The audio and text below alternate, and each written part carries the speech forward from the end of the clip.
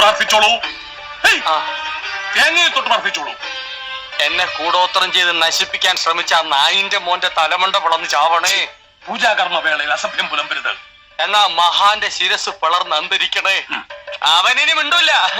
അവനിനി ജീവിതത്തിൽ ആരോടും മിണ്ടൂല. ഈ പൂജ സുനാമണി കഴിഞ്ഞ് തേങ്ങ നിലത്തെറിഞ്ഞ് ഉടയ്ക്കുമ്പോ ഇവന്റെ തല പൊട്ടിത്തെറിക്കും. തലയും തലച്ചോറും തൂത്തുവാരി കഴുകാൻ സോപ്പും വെള്ളവും ചൂലും കരുതി വെച്ചോ അവൻ പറഞ്ഞാരേ. സ്വാമി പറഞ്ഞോ.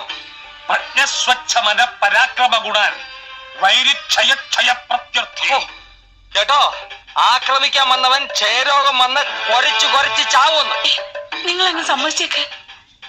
നീ സമ്മതിക്കണ്ടടാ. സമ്മതിച്ചാ നിന്റെ തല പൊട്ടിത്തെറിക്കുന്ന കാണാൻ എനിക്ക് പറ്റില്ല.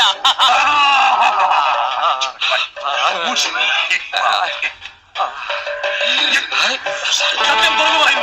ആരാണ് ഈ കുടം കുടിച്ചിട്ടത്? തേങ്ങ ഇറങ്ങിയുടക്കി സ്വാമി അവന്റെ തല പൊട്ടിത്തെറിക്കല്ലേ സ്വാമി. അരുത്. ഭാവിക്ക് പശ്ചാത്തപിക്കാൻ ഒരു ചെറുപഴുതു കൂടി. അന്തസ്സായി തെറ്റു തുറന്നു പറയൂ. നാം വെറുതെ വിടാം.